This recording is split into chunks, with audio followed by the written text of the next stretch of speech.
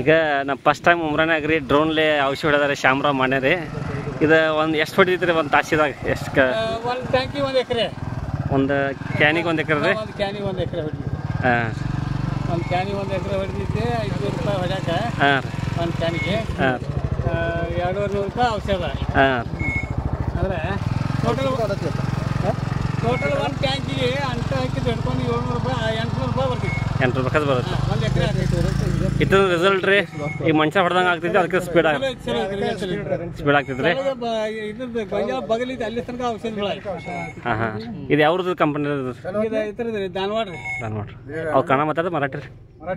ಮರಾಠಿ ಕನ್ನಡ ಯಾವ್ದು ಕಲ್ತಿದ್ದೀರ ಬಂದಾಗ ಸರ್ ಮಾತಾಡ್ರಿ ನೀವು ಇದ್ರ ಬಗ್ಗೆ ಹೇಳಿ.